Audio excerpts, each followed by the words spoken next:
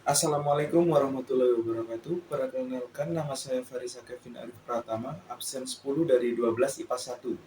Saya akan menjelaskan tentang limit fungsi trigonometri dan tak hingga. Langsung saja ke videonya.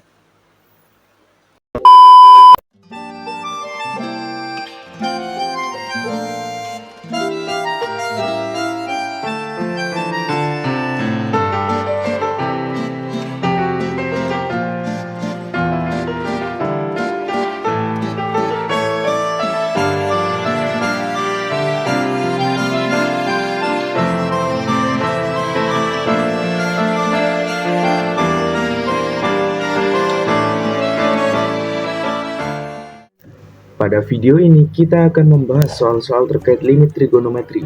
Lebih tepatnya soal-soal yang sering keluar yang polanya selalu berulang pada soal-soal limit trigonometri. Konsep pertama yang harus dipahami adalah kalau kita mempunyai limit x mendekati 0 untuk sin ax per bx, atau boleh dibalik x mendekati 0 untuk ax per sin bx, itu jawabannya tinggal ambil koefisiennya aja. Jadi tinggal A per B. Sebagai contoh, kalau misalkan kita punya limit X mendekati 0 untuk sin 3X per 5X sama dengan 3 per 5. Nah, konsep ini juga berlaku untuk tan. Limit X mendekati 0 untuk tan AX per BX atau dibalik AX per tan BX, jawabannya adalah A per B. Sebagai contoh, limit X mendekati 0,4X per tan 3X ini, jawabannya tinggal 4 per 3. Nah, hal ini juga berlaku untuk sin dan tan kalau digabung. Contoh, misalnya limit X mendekati 0 untuk sin 3X per tan 4X. Ya, jawabannya tinggal ambil koefisien X-nya, 3 per 4. Atau bisa juga kalau dikalikan limit X mendekati 0 untuk 3X dikalikan 4X dibagi sin kuadrat 6X. Nah, untuk ngerjainnya, kita perhatiin bahwa sin kuadrat 6x itu dituliskan sebagai sin 6x dikali sin 6x. Nah, tujuannya biar kita dapat pasangan jaraknya. Jadi intinya begitu. Intinya selalu cari pasangannya. Kita lihat 3x per sin 6x, berarti kita bisa ambil 3 per 6. Tan 4x per sin 6x jadinya 4 per 6. Kita sederhanakan, dapatlah 1 per 3. Nah, dari tadi kan kita ngomongin sin dan tan. Ada yang kurang, yaitu cos. Nah, gimana kalau ada cos? Contoh, limit X mendekati 0 sin 3X dibagi tan 4X dikali cos 5X. Seperti soal sebelumnya, sin 3X per tan X bisa kita coret menjadi 3 per 4. Sedangkan cos 5X-nya, kalau kita substitusikan langsung nolnya, cos 0 itu 1. Sehingga hasilnya 3 per 4. Jadi kalau ada cos tinggal masukin aja. Tapi ternyata bakal beda kalau misalnya kita punya limit X mendekati 0 dari 1 dikurang cos 2X dibagi X tan X. Nah, kalau kita lihat pertama X tan X-nya itu nggak punya teman coretnya di atas. Dan yang kedua kita langsung masukkan nolnya ke dalam cos, nanti jadinya cos 0 yaitu 1. 1 dikurangi 1 itu 0, sehingga akan menghasilkan nilai 0 per 0. Ya, 0 per 0 bentuk tertentu, artinya limit ini belum diketemu jawabannya. Nah, untuk mengerjakannya, soal yang seperti ini kita butuh persamaan trigonometri. Persamaan yang pakai di sini adalah rumus sudut rangkap. Kalau masih ingat, di trigonometri cos 2A itu dapat dinyatakan sebagai 1 dikurangi 2 sin kuadrat A. Perhatikan kalau cos 2A-nya sama sin 2A-nya yaitu tukeran tempat. Kita akan dapat 2 sin kuadrat A sama dengan 1 kurangi cos 2A. Nah, persamaan ini yang akan kita pakai. Caranya adalah kita lihat saja soalnya, limit X mendekati 0, 1 kurangi cos 2X per X tan X. 1 kurangi cos 2X-nya itu menggunakan persamaan yang di atas. Berarti dapat dinyatakan sebagai limit mendekati 0,2 sin X dibagi X tan X sama seperti cara sebelumnya. Kita peroleh limit X mendekati 0,2 sin X dikali sin X per X tan X, dan akan diperoleh hasilnya adalah 2. Nah, perubahan trigonometri yang lain yang sering dipakai di limit trigonometri adalah identitas trigonometri, yaitu sin kuadrat tambah cos kuadrat sama dengan 1. Contoh misalkan kita punya limit X mendekati 0 dari X kuadrat per 1 min cos kuadrat X. Nah, di soal ini sama seperti di kasus sebelumnya.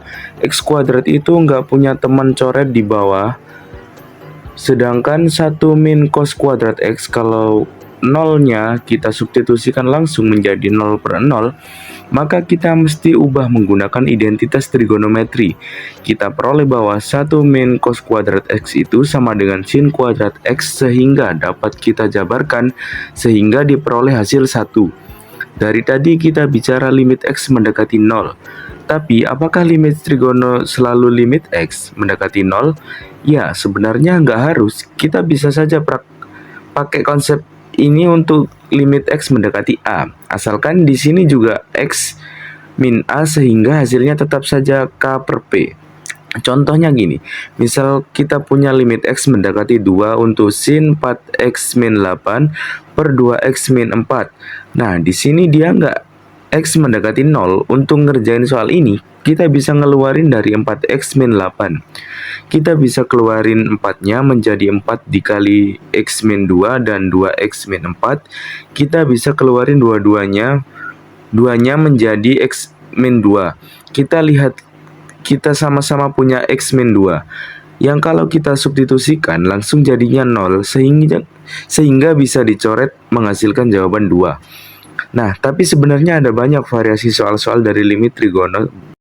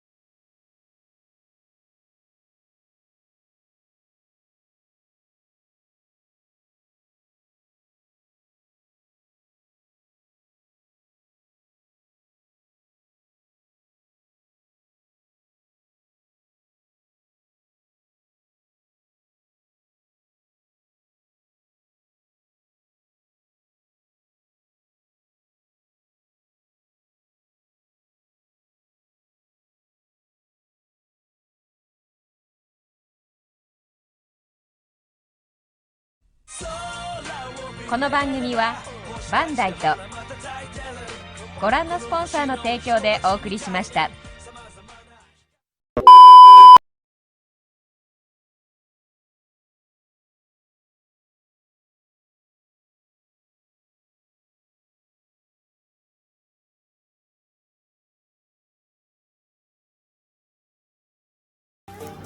Limit tak hingga itu pada dasarnya cuma terbagi dalam dua bentuk.